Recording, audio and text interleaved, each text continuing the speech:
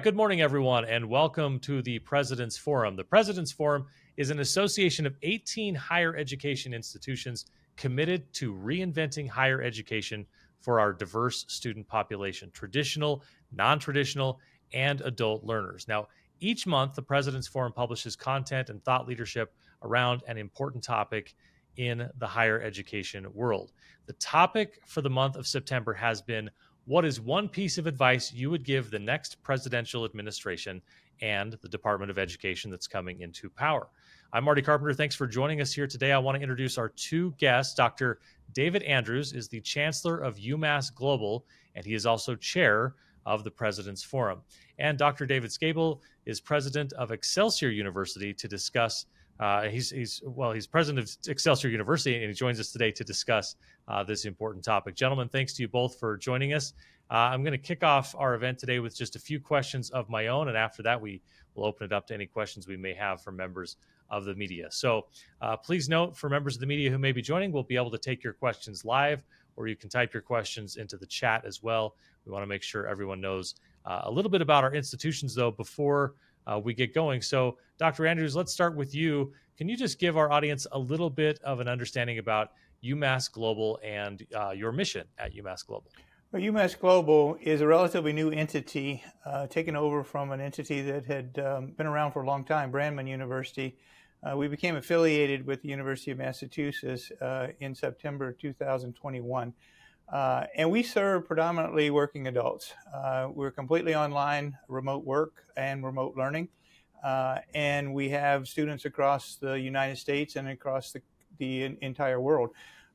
So we're expanding internationally and have a footprint across the United States. I think what makes us unique is that we meet students where they are. I mean, we really try to have an open access approach, understanding what students are looking for, what's the value proposition for those students, and then crafting programs that really deliver on that value proposition. Dr. Scabill, could you do the same? Give us a primer on Excelsior University and its focus. Sure.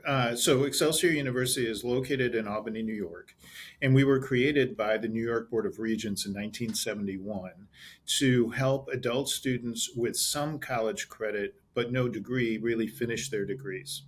And back in 71, of course, there were many Vietnam veterans who were returning. And so even today, we have a large military contingent among our students. About 42% of our students are either active military or veterans. And we continue to serve the needs of adult students. Like Purdue Global, we are mostly online. Although, for example, in our nursing program, of course, our clinical experiences are on site. We have the largest nursing program in the state of New York, with about 3,000 nursing students in the program. And so otherwise, Excelsior is a comprehensive university having programs in business, technology, healthcare, et cetera, et cetera. Appreciate that as a matter of context. Let's go back to you, Dr. Andrews. You serve as chair of the President's Forum. Tell us, how can the next presidential administration and the Department of Education benefit from the expertise and the experiences of President's Forum members? Well, that's a great question. And I think the first step is to recognize how diverse the population of students is right now. That's taking advantage of college. You know, we still have a very traditional view of what a college student looks like, both at the undergraduate and graduate level. And the members of the President's Forum are serving a large number of non-traditional students. Not all of our members have exclusively non-traditional students, but all of us have a focus on working adults, a focus on making sure we are fulfilling the obligation to students to be accessible. And accessibility really means more than just affordable. It means delivering to an audience of students who are working first and going to school second, and embracing that in the policies and the practices that the new administration puts into place. We have a lot of legacy types of policies at the federal level that are designed to promote highly selective institutions and institutions who are counting on their students going to school first and working second. We have 40% of the population of college students that are working first and going to school second. And we need to align our policies with that reality. Dr. Scable, as the higher education landscape continues to evolve, what do you see as the role that institutional mergers and acquisitions play in providing the best services to students?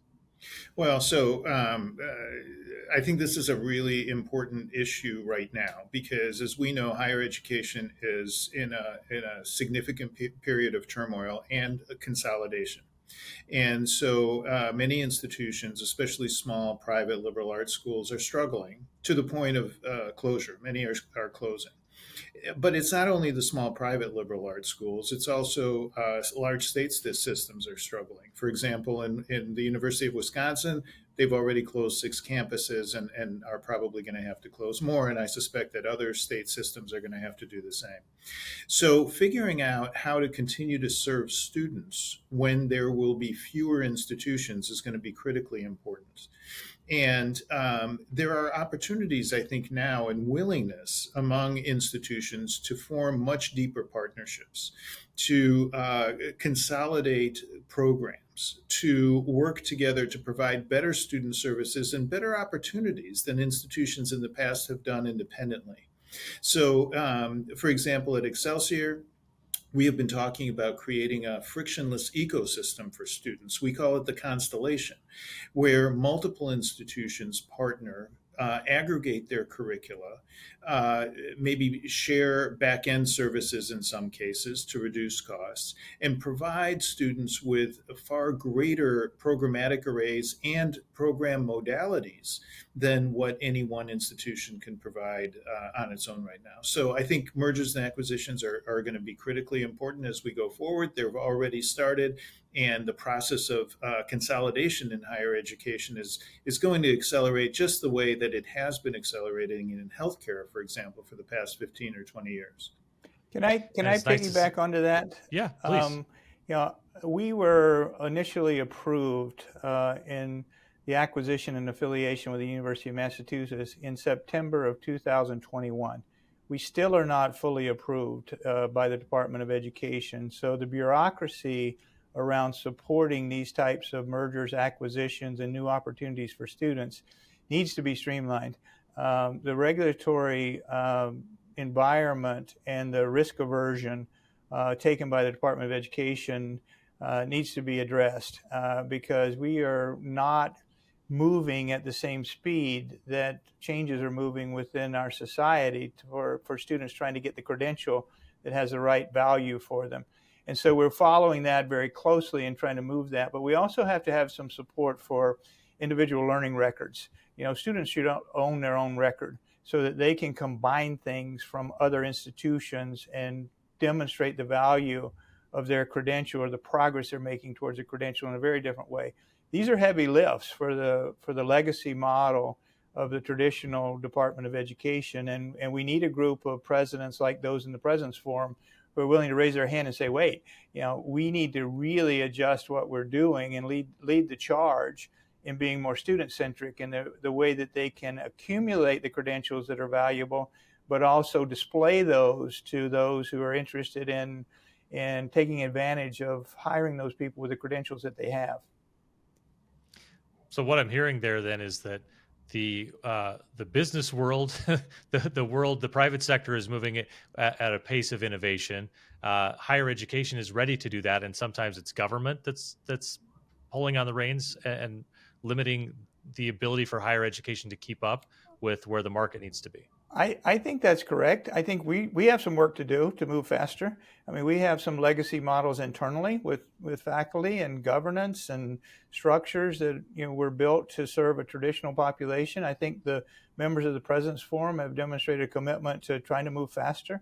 You know, some say universities move in geological speed, and I think we're beyond that.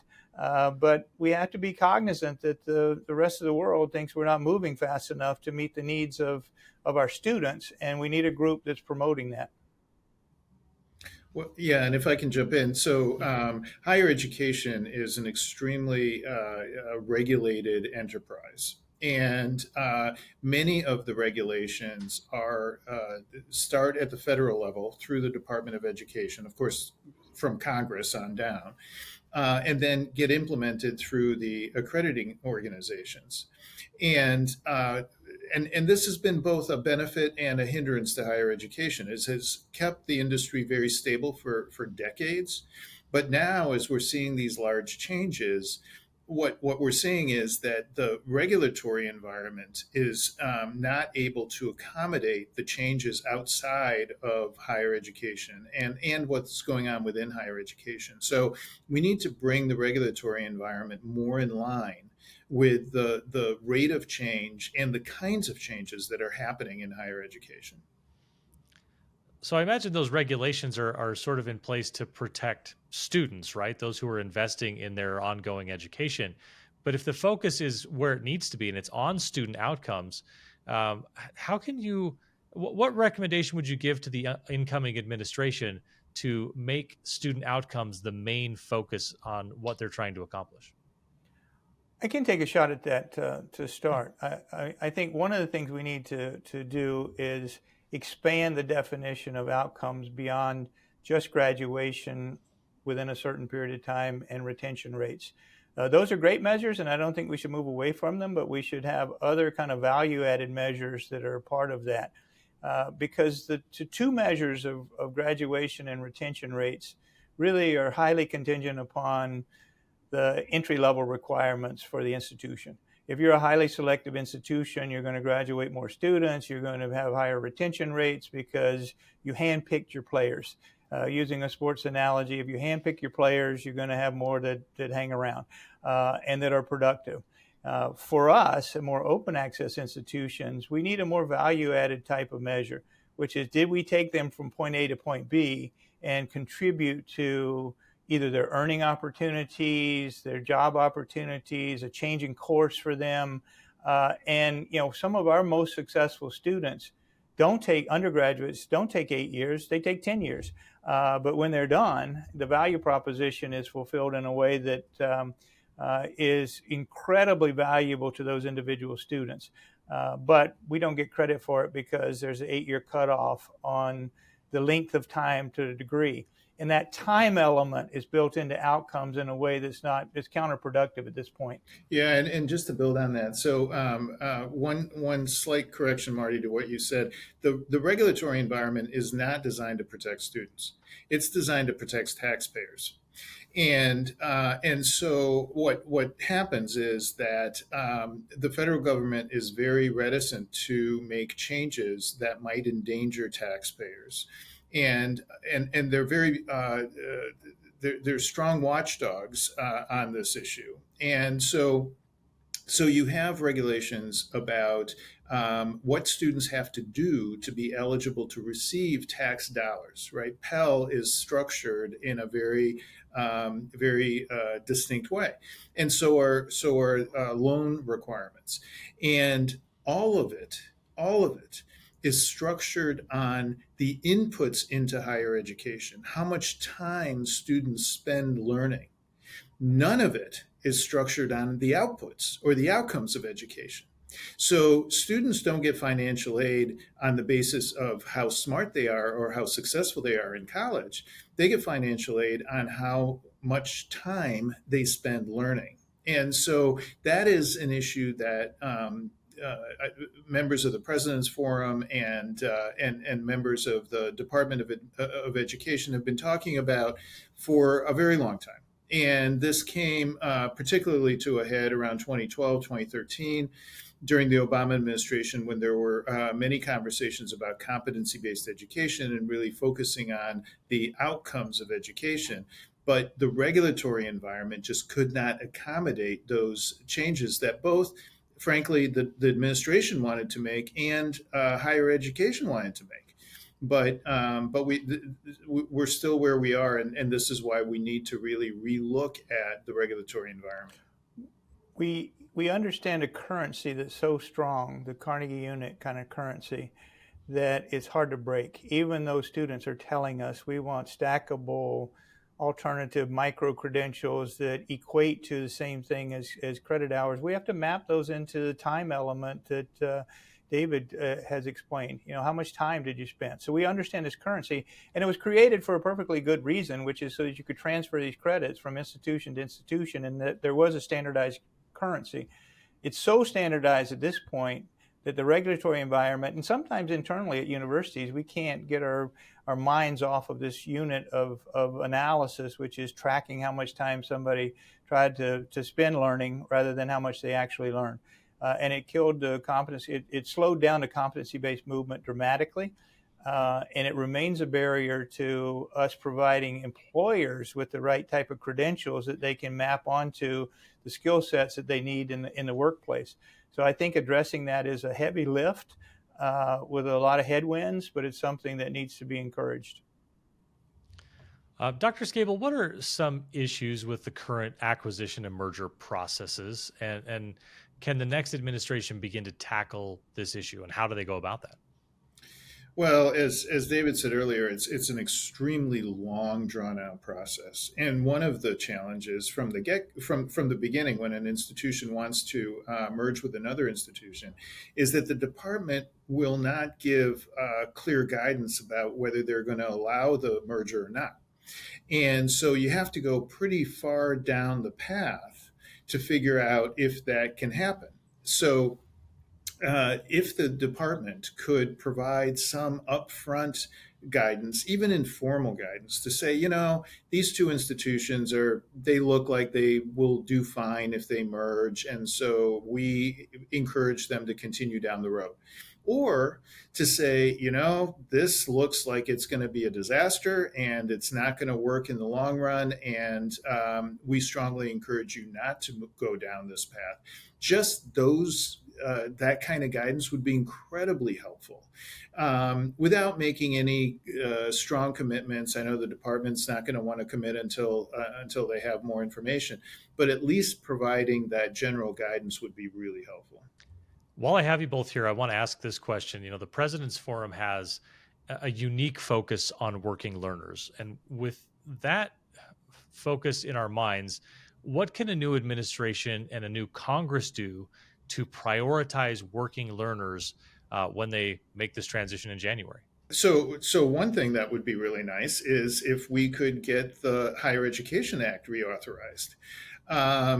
It has not been reauthorized for over a decade, I believe, and some of the provisions in some of the language that I've seen call for competency-based adjustments, greater focus on learning outcomes, ways to award federal financial aid, not just on the basis of the credit hour, but also on the basis of competencies or outcomes of learning.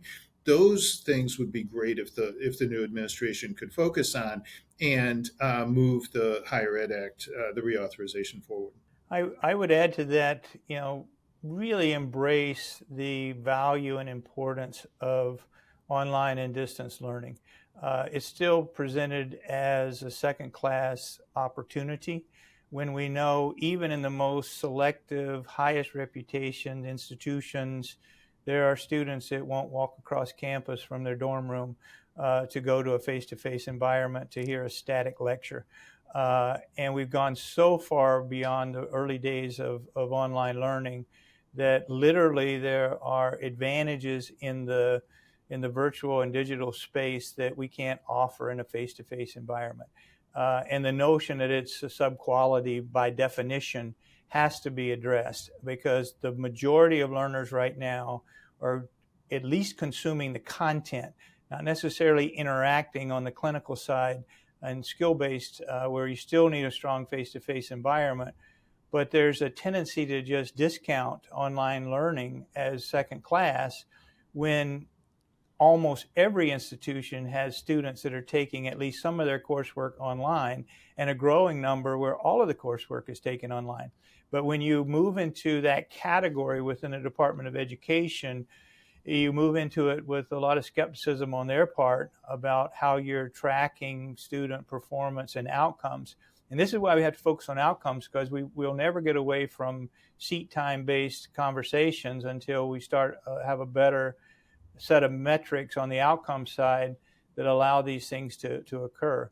But it's, the general population is consuming the majority of their learning content online or digital format. And we have to address that with the department. I want to touch on state reciprocity as well. What recommendation would you guys give a new administration with regard to state reciprocity? How should it approach these issues moving forward? Let's start with Dr. Andrews on this one. Well, NC-SARA exists and is working.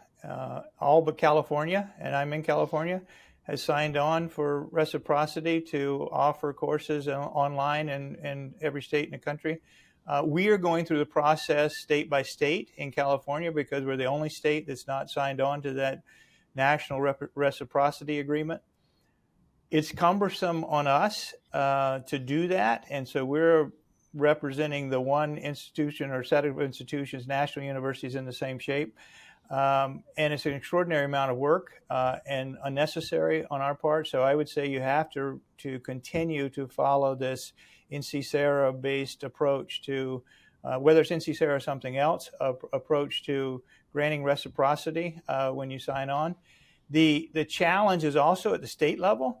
The states that have signed on to NC-SARA and have become dependent upon that have downsized the number of people on their team who are actually approving authorizations from other states. So if you reverse that, you're going to have a lot of states that can't accommodate the applications, and it creates a chaotic environment that I don't think is fully realized at the federal level. Yeah, I think this is one of those situations where there's no reason to mess with it. It's working well. As David said, 49 out of 50 states have signed on to partner on this. There isn't any widespread abuse of it. Things are working just fine, and it seems sometimes like this is there's searching for a problem that doesn't exist, and I would say let move on and focus on bigger problems. Yeah, how many issues can you identify where 49 states voluntarily sign on to it in this political environment? It's an overwhelming majority in any political sense. That is for certain. I want to touch on this. What can the new Congress and new administration do to improve data transparency and accountability in higher education? David? Let's start with Dr. Scable, yeah. So good question. So I'm going to approach the answer in a little different way. So the public, political leaders, etc., are all asking for greater evidence of learning outcomes. And the Department of Education, one of their regulatory directions is gainful employment. And one of the big challenges that institutions have is tracking their alumni and their graduates to see what jobs they're actually working in and how much money they're making. Now, there could be collaborations with the IRS not to give away individual people's social security numbers or any personal secrets, but to aggregate that data to help institutions understand what kind of salaries their graduates are commanding and in what particular fields. That kind of transparency, I think, would be good for everybody, and it would help institutions, and it would help the government. I think it's an issue, as David explained, an issue of not just transparency but sharing. How do we get the right kind of data to allow us to be more creative in judging the outcomes? Some of that's earnings data, some of that's employment data, and how do we set that up in a way that allows us to compare apples to apples across industries and across institutions? And again, it comes back to this point of highly selective institutions having selected a group of students who have a predisposition to be eligible for certain positions anyway, based on their overall background, their experience, and then whatever value the institution adds may be, not comparable to the value that an institution adds at a lower place within the market. And so a lot of our students are frontline workers, are trying to advance within their current jobs. They do that, but they're not going to compete with highly selective institutions that are, placing their students on Wall Street. They're just not. And so how do we come up with fair comparisons and enough data transparency to make those judgments? We will wrap up with that. Actually, I want to wrap up with this. I want to give you both, if the president calls right now, the president-elect, whoever that would be, and says, David, I got 30 seconds. Tell me the one thing you need me to get done when it comes to higher education in this next 4 years. What do you tell them? Let's start with Dr. Scable. I would say review the regulatory landscape, move forward expeditiously on the Higher Ed Act, and pay a lot of attention to what's happening in higher education in terms of consolidation. Dr. Andrews. I would say step back and recalibrate the way you think about who's going to college, who's in higher education. It's not the mindset that most people still default to, which is 18 to 22-year-olds who are on a physical location, doing the things 18 to 22-year-olds do, or graduate students who are in a traditional graduate student environment. 40% are fully working, and another 10% on top of that are working a substantial amount of time. We have to come up with delivery models that accommodate who's actually trying to get back to college or trying to continue college. The only thing I would add to that is, depending on who's elected, you should either throw in a line about don't be bound by what has been. Let's think about what can be, or let's make America great again, because you're just going to want to sell that in that 30-second window that I gave you to go drive that message home. Make sure you're speaking their language, whichever one happens to be headed toward the White House. There you go. All right. Dr. David Andrews and Dr. David Scable, thanks so much for taking time with us today. We really appreciate it. We plan to make this media availability a monthly occurrence. So to our friends in the press, mark your calendars for Wednesday, October 30th, when our presidents will discuss best practices for supporting underserved communities. We have a lot of exciting content in the upcoming month. Please visit presidentsforum.org to see all of our content each month and subscribe to our newsletter. That's the best way to understand what's going on with the most innovative institutions when it comes to higher education. Thanks so much for joining us. We'll see you next time. Thank you.